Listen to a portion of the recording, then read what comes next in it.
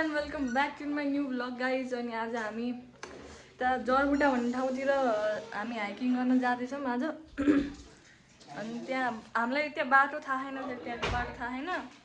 ऊ मात्रै गर्ने फेरि गुगल हेर्दै हिँड्ने। अब गुगलमा हराइन्छ के भन्छ, अब त्यहीँ गएर देखिन्छ आज। अनि त्यसपछि सब सामान हामीले प्याक गरिसक्यौँ। अब हिँड्ने काम मात्रै, हिँड्ने अब अटाउँदैछ, हामी जाँदैछौँ। अनि त्यही भएर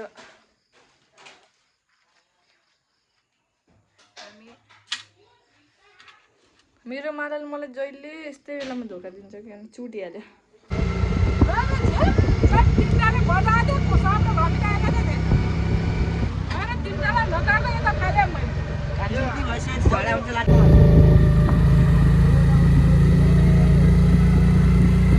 माथि पिप्का नहुने ठाउँ मेरो बुढी सक्दिनन् भन्ने भन्न सक्दैनौ तिमी। खाऊ खाऊ बिलमा गाइस। अब हाम्रो बल्ल हाइकिङको यस्तो सुरु भयो। यहाँ चाहिँ नमुना हुँदैन, त्यसै के हुने लाउनु गफ गर्दैन काम र बोलेर पुरै अपवित्र गराइदियो। हजुर जानु माबु गएको छु त, हो नि त गएको मा त्यो हिँड्दै हो त, म हिँड्दै गएको थिएँ। मन दिँदै गएको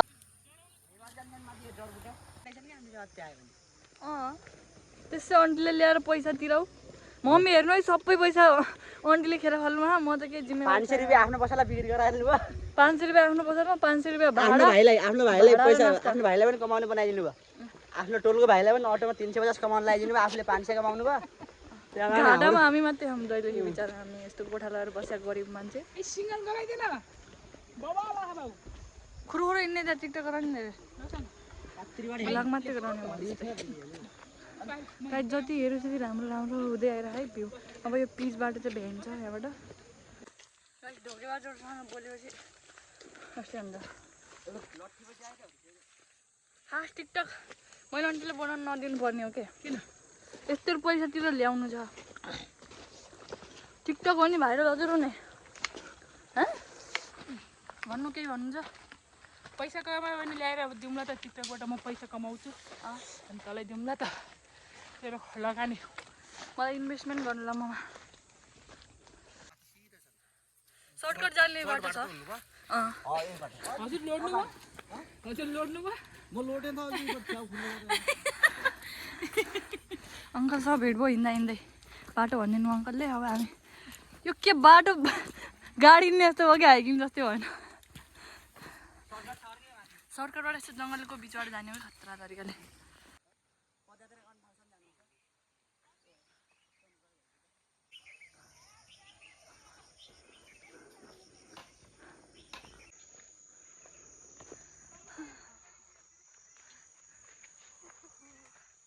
Enjoying the hike guys, hiking guys.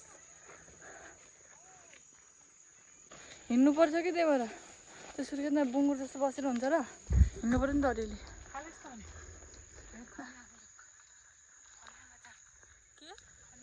के भने गाइस हाइकिङ गरेर हामी अलिक टुरिस्ट जस्तो भइसक्यौँ। यस्तो जङ्गल पदयात्रै सुरु भयो नि यार आन्टी हाम्रो।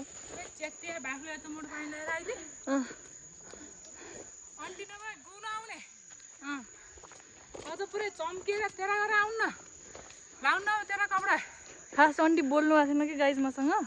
त्यसपछि आन्टी म बोलेको थिएन आन्टीसँग भनौँ। त्यसपछि अनि पुरै आज मलाई पनि लैजाऊ तिमीहरूसँग भनेर खुट्टाइ पर्नु भयो। पुरै सरी भन्न पनि भनेको थिएन अझै मैले। खुट्टाइ पर्नु भयो। अनि केटी लाऊ मलाई पनि। म नआए केटाकेटीहरू अहिले घरै हुन्थे। हजुर यहाँ आएर पनि अङ्कलले कुरा गर्नु छोड्नु भएन। गट्ठै बित्तादी हाम्रो यस्तो आनन्दको जिन्दगी, यस्तो मजाले भ्यू इन्जोय गर्दै हिँडेर खाऊँ।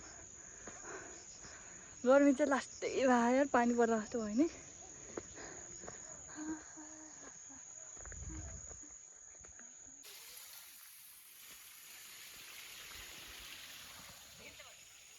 नाटकी को छ भन्ने थाहा हुन्छ। 4 चोटि कपडा फेरिसक्नु भयो। यहाँ यो धुम यस्तो नि हुन्छ। उल्टो लाए हजुर हे भगवान्। किरण उम्मिदको किरण देखिने ठाउँ आयौँ हामी। पानीको छिटा पर्ला जस्तो भयो भाइ। गेट आयो साथीहरू गेट एस्थेटिक प्लेसमा गाइज रियालिटी भर्सेस एक्सपेक्टेसन भइगयो यहाँ भ्यू त देखियो त के देखियो सेतै यो पेपरमा भ्यू बनाएको छ हिडन भन्दै अझै गफ लाउँदै आएको नि म अझै हिडन के को हिडन हुँदो यहाँ सब थाहा पारेछ